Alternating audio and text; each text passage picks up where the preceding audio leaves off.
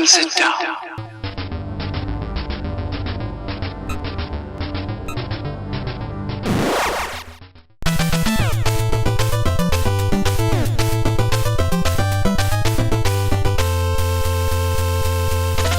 Hey everybody, and welcome once again to Toy Talk. Now, this month we're going to be talking about video games. And for me, you can't really mention video games without getting into technology. And well, technology has changed a lot over my lifetime. I was born in 1971, and I still remember as a young child waking up and having a television in my room. Now, at that point in time, the early 70s, it was a big deal to have a television in your room.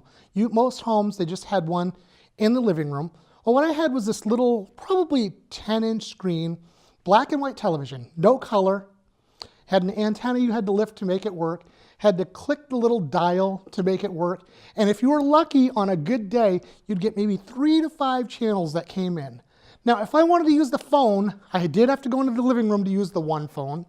It was a big kind of square, triangular conglomeration, and you had to plug it into the wall. Now, it wasn't even these little squares that we remember plugging in the 90s and early 2000s. Back then, there were these prongs. They were kind of like pins in a circle that you had to line up and plug into the wall exactly right to make the phone work. And once it was in, you'd do your rotary dial, make your phone call, and all generally went well. But if you were a teenager and you started having a girlfriend or boyfriend that lived, say, a couple towns away, maybe 15 or 20 minutes, it was real easy, if talking even 10, 15 minutes a day, to run up $100, maybe even $200 in long distance calls. And I'll tell you, your parents loved that. And looking into computers, the first time I remember even seeing one was when I was an early teenager, probably 6th, 7th, 8th grade, sometime in middle school. And my school got a computer. Not a computer room, not computers, singular. One computer. And I remember seeing that with its green screen and the little flashing gray square, and all you really did was type on it. It was basically a glorified typewriter where you could see what you wrote on the screen, and that was amazing. Now, flash forward to 2019, and the televisions we have, a lot of them are the size of movie screens, hanging up on your wall, flat. That little one in my room, 10 inches, probably weighed about 25 to 50 pounds. They weigh probably a couple pounds now. Up on the wall, hanging up there, full color. Now we have cable, where we had 3 to 5 channels back then. We now have, hundreds, with thousands of options of shows to watch throughout the day. And everything has changed. Look at the phone that we had to go in the other room to use that one.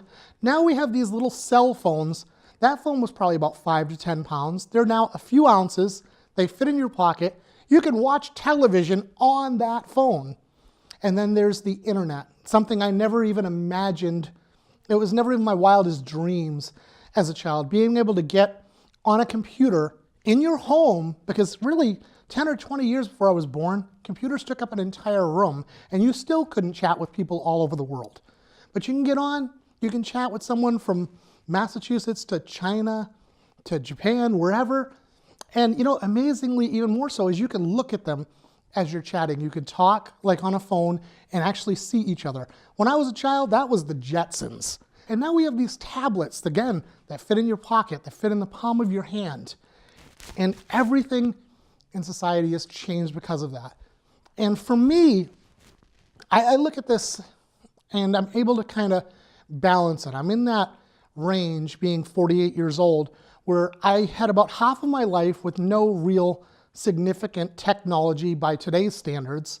And then I've had about half of my life from about my 20s on where all this technology started to come into the mainstream, to become a part of everyday life.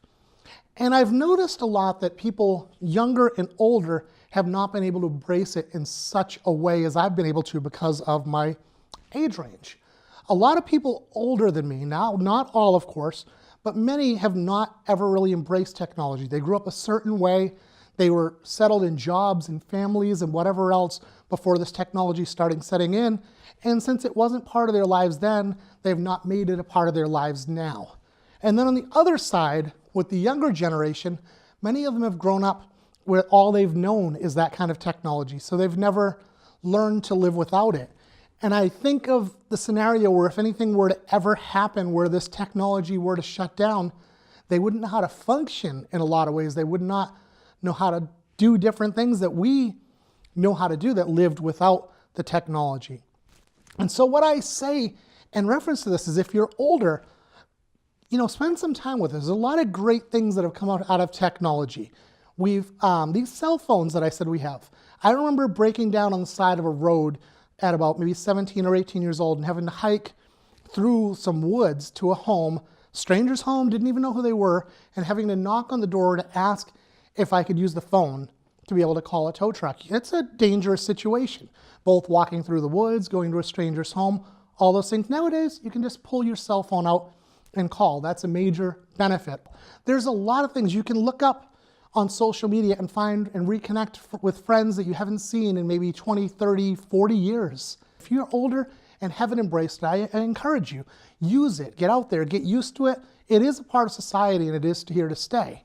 Now, on the other hand, if you're a younger person, child, a younger adult, who's always lived with this technology, I say take some time to shut it off. Get out there a little bit. Learn to live life without the assistance of the gadgets, the computers. Learn to go out and socialize with people. Sit down and actually talk and not just type online, not just text. Because, all the technology is here to stay and it'll continue to advance over the years. There's still a great example to human interaction, to getting to know one another. And so I guess the real thing I'm trying to say today is to find a level of balance with technology. And it's a great part of our lives. There's a lot of advantages. But also, like I said, take some time to shut it down and spend time with people. We're going to cut to commercial right now, and we'll be right back with a new segment here on Toy Talk. You are the player, and the arcade is the arena. You focus your mind and propel yourself into a universe where you're the master of your destiny for as long as you can keep the trip going. This is the arcade experience. We're ColecoVision. We bring the arcade experience home with games like Donkey Kong with multiple screens, arcade controls, and arcade graphics that let you have the arcade experience at home because your vision is our vision. ColecoVision. You're watching the most exciting game you will ever see on your TV set. Telstar by Coleco with 3 different games. Telstar Tennis with digital scoring, variable speeds. Telstar Hockey. Each player controls a goalie plus a forward on the other side. Oops, a goal. And Telstar Singles Handball, a game you play yourself. Telstar Handball, Tennis, Hockey. All 3 at an exciting low price. For great family fun, hitch your TV to a Telstar by Coleco.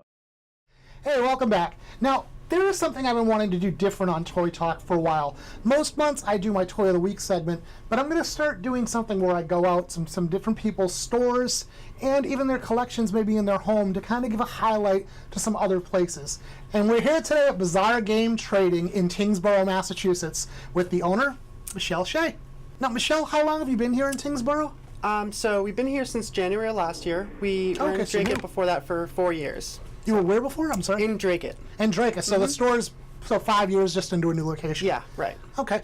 And you deal obviously very much in video games. Yep. And do you have any specific is it more vintage, modern, kind of a mixture? So we specialize in retro games, but we do games from all generations, and we buy, sell, and trade. Some things we do repairs on. We also do appraisals and a bevy of other services, I suppose. Excellent. Now, do you have any systems that you would say tend to sell better than others? I mean, Atari, Nintendo, obviously. Sure. Right now, GameCube and Nintendo 64 are very popular. GameCube, really? Okay. Yeah, when we started, it was much more Nintendo and Super Nintendo, and I believe as the generations grew older, the popular systems always go back to what people were playing when they were in their teens. It makes a lot of sense because I remember the GameCube came out right around the turn of the century. I'd say right around 99 to 2000, 2000, that 2001 range. Or something. And I don't remember it being a very big seller initially. Yeah, it wasn't. But I didn't realize it was getting such a retro following. Learning something new today. Yeah. Well, the kids who grew up playing that were born in 95 to 2000. So, absolutely. And maybe just a little bit earlier than that. Okay. But now they're at the age where they're starting to get expendable money, and they can go back and kind of collect and play with the nostalgic aspect of that. And that's exactly what you see in collectible. I mean, right now, 90s toys are becoming a lot more collectible for that exact reason. A lot of them were you know, the people who were teenagers in the 90s are now out in the workforce and wanting to get the toys back they had Right. when they were children. So, Exactly. you know, with the video game system, a lot of them start, like you said, they would have been about 5 years old if they were born in 95. It came out in 2000. They started a little younger, and, you know, now it's like, I gotta have my GameCube back, you know? Exactly. See, Yep. for me, I mean, the one I had to have was the Atari 2600. It was the first system I owned. I owned an NES at one point, but it was really the system I remember having. So, you know, and then I've ended up getting the 5200, the 7800, ColecoVision, all the other ones that I didn't own. And you know what they do? They sit around and collect dust because I didn't have them when I was a kid. So, Right. you know, so great. It's nice meeting you, Michelle. Same and to you. come on out sometime. Bazaar Game Trading in Tyngsborough, Massachusetts. Tell Michelle that I sent you. Out here we entertain ourselves at home. So we got an Atari video game. There's so many different games to play. We especially like Space Invaders. Zapping those little devils from outer space. It's fun. But personally, I think the whole idea of creatures from outer space is a little far-fetched.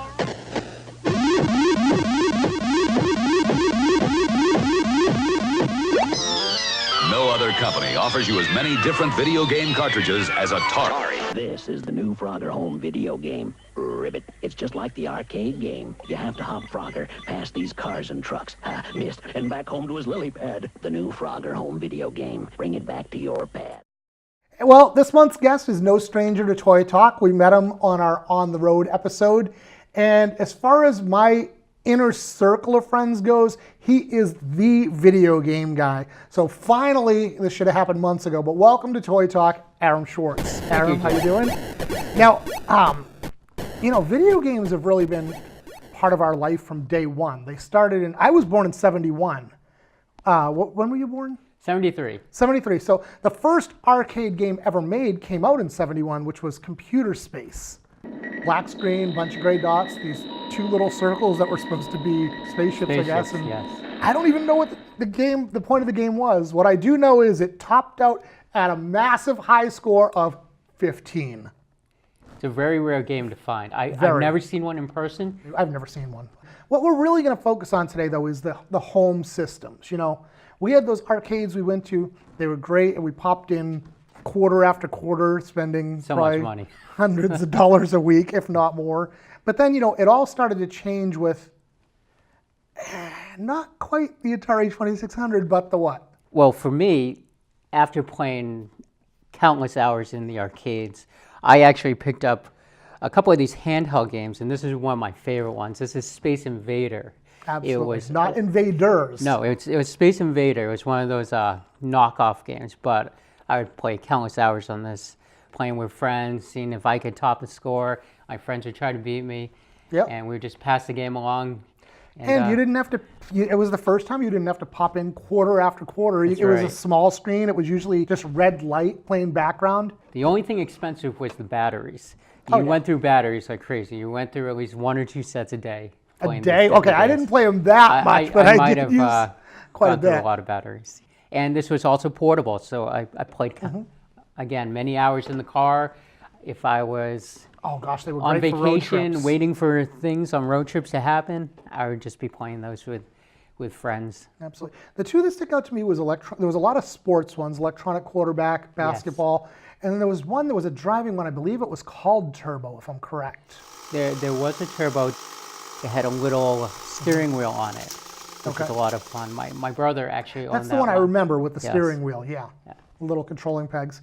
But then they started to come into the systems where, well, it started originally with Odyssey that had Pong and hockey and tennis built in. Yes. They were basically these little, like, rectangular sticks with a little square ball that just kind of went blip, blip, you know, and there was nothing more to it. But then they started making the systems with the different cartridges that you could buy separate games and play.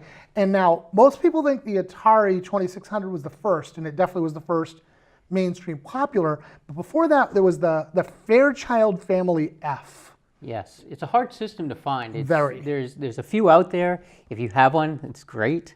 I would love to own one, but I just haven't found one at the right price there. Oh, I was They're looking on pretty eBay today expensive. and couldn't even find one at any price.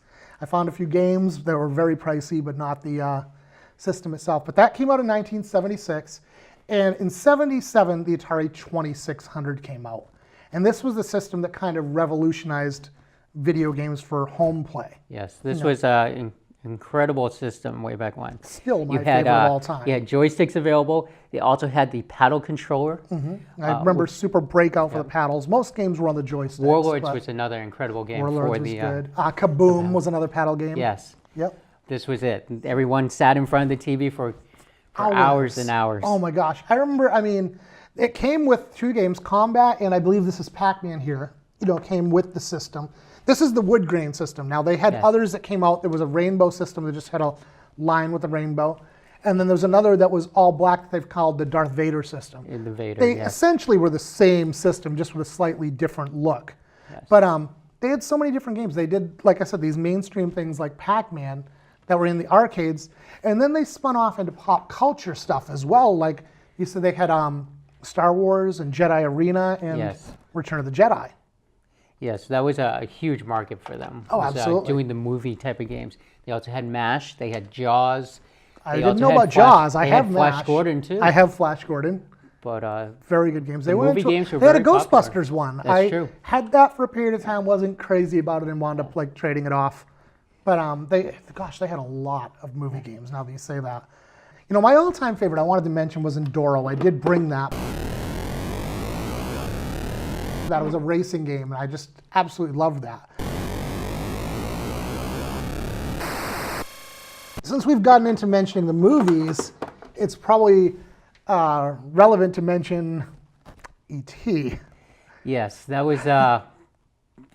some people say that was probably the worst video game out there. I played many games that are far worse than E.T., I agree. But the developers were under a lot of pressure to put one out before Christmas time, and they just threw out any game they could, and I've read the same story. It wasn't complete.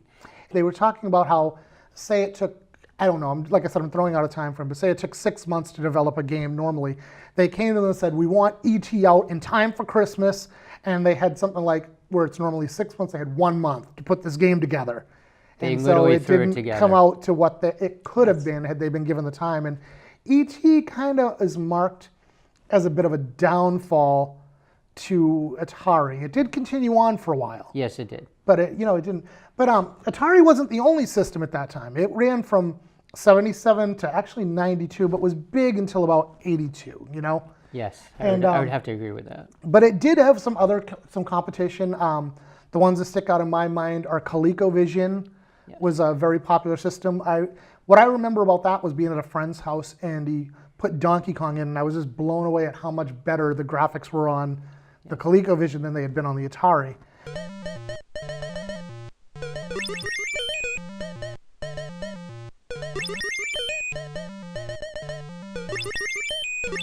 But another big competitor you brought in here was Intellivision. And we're just going to kind of lift that up to be shown. Yes. The Intellivision was very unique. It was at the same time, roughly a little bit later than the Atari when it came out. But the uniqueness was, first of all, it had a multi-directional control pad. Totally different type of joystick built into the system. This is the multi-directional.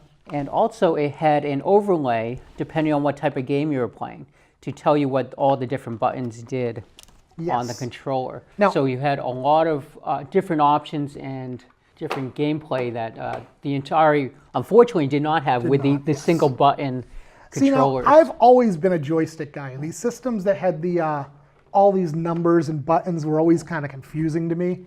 So I mean, I stayed with Atari for a long time, but these were, I have a ColecoVision at home, and and others. There was others that did, were competitive, and a lot of people liked them better. Like you said, they did do more technically. Yeah, the advantage that Atari did have though was the sheer volume of games it had for it. Oh gosh, yes. We have several different companies that put out games. You have iMagic, you have Atari, you had Sears doing Activision. Their games, and Activision was a big one with Yes. with their adventure-style games, where you had Chopper Command, you had River Raid, which is Now, I extremely believe popular, Pitfall was Activision. and Pitfall, Very popular game on very the Atari very system. popular. Even to this day, it's Still one of the played. classics, definitely. Yes. And now Atari did continue on past the 2600, but never had as much success. In 1982, they released the Atari 5200, which sunk them even further. Now, personally, I own it and I think it's a great system. But the two things they did wrong was when they made the games bigger so you could not play like backwards. You couldn't play the 2600 Yes, games that's in the correct. 52. And then the other problem was the 5200 was notorious for problems with the joystick. Yes. Although I do have to say, the 5200 was very unique since it was the first game system that had the pause button. Oh, that's true. I So forgot. that I was didn't think about that was that. a problem with real gamers who were playing these long games. Was Very true. if you wanted to stop the game, you had to find a hiding spot in some of the games so you can run away to grab a snack or something, and then Okay. come back to the game. I Where don't even the know hiding spots. 5200, you could pause it, walk away, and then come back a few minutes later. And obviously a huge advantage you see in Yes. almost all systems now. Now, they did continue, that discontinued quickly. It ran from 82 to 84. And then in 86, they came out with the Atari 7800, which was actually a very good system. Yes. They got good controllers back. They got rid of those bulky 5200 things. They put the cartridges back to size so you could play the 7800 games and the 2600 games in that system. Now, and this would have been, I believe the 7800 might have saved Atari. It was a great system that might have done incredibly well if it wasn't for the fact that it came out in competition against another system you brought. Unfortunately, I didn't bring the big one with me, but we do have there's Nintendo, a reason we didn't. the Nintendo 8-bit Bring that over. system. Now, the NES, we brought this because we're going to talk about retro systems in a minute, but the NES was just incredibly, it was just a new level. It was the same quality graphics you would see in the arcades, and Mm-hmm. that's what drew everyone in, and Exactly. everyone moved over to Nintendo immediately. Absolutely. I mean, with Atari, you could play the games from the arcade, but they didn't necessarily look like the arcade. They were a lot more pixelated. They were close, but not the same. Now, the 7800, they were closer to what Nintendo had, but Nintendo Yes. still was another level. And then when they started signing names, and started putting out games like Mike Tyson's Punch-Out, Tyson was champ at the time. And, that was just a huge, they got Tecmo Super Bowl and got all the stars of the NFL. And it was just, it just took home gaming to a new level. It did. It was incredible, and there were so many titles for Nintendo. And again, you were playing almost identical copies of the games you find in the arcades at home, spending very little money instead of pumping quarters into those. Weren't worrying about batteries anymore either. Yes. So And that was actually part of the decline of those arcades, which we all know and love. hardly ever see now. They're just, you see some retro ones, but not. Very they're few not and far in very between. few around anymore. Now, what I never really understood about Nintendo was the controllers. Like I said, I've always been a joystick guy, and they made all these games that were like the arcade games that still had joysticks at the time, but they made this it's actually a very good controller. I've gotten very Yes. used to using it, but it was very unique compared to anything else you had seen on any system or anything in the arcade. It was different. A lot of people with smaller hands enjoyed the control pads, Yes. and that was a big advantage to them. And I think they were, when they designed it, marketing towards kids, a younger crowd, to get them all involved in the They did the it home right. gaming. That's the And bottom line, is it was Yes. popular and it worked. And we're going to get into the retros in a minute, but before we do that, Nintendo also kind of started something else on the home system, and that was the handheld games, the Game Boys. Yes, I do not have the original Game Boy with me. It's still in storage, hiding. Now, I just need to mention that now. Aram, as he brought stuff in today, Aram has a huge storage locker that's filled with mostly video games, arcade cabinets, all kinds of stuff, and to dig everything out would be next to impossible, but he did grab quite a bit for today. I do have some full-size arcade games in storage.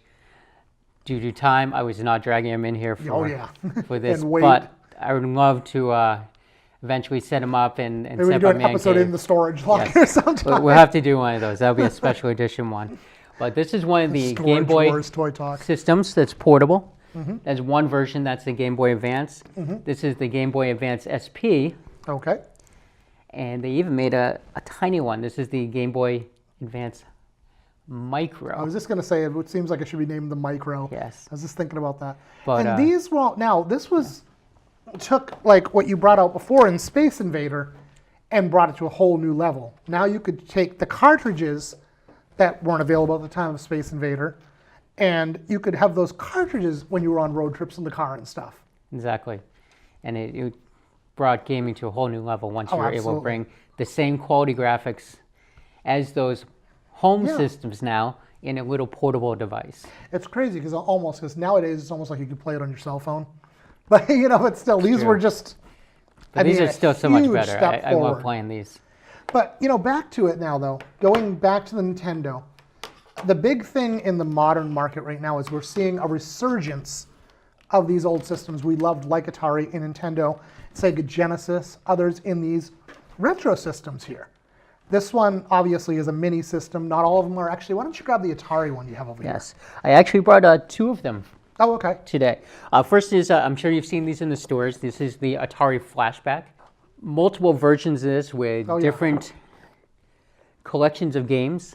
And each Flashback is unique and has a different assortment of games, which is nice. Now, it's basically the same system, but instead of having the cartridge you put in, the games are all already built in. It's a one-time buy. Yes, and it also comes with the unique remotes to Atari with a single button controllers. Just like the original controllers.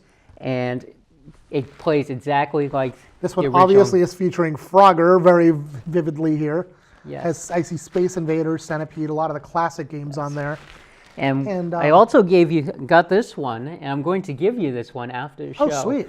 And this is one of Pitfall. the There newer we go. Flashback systems. This is an Activision collection of games. Activision Flashback Blast. I'm actually not familiar with this. This is great. Thank you, man. And this one hooks up through HDMI, and it has a wireless controller.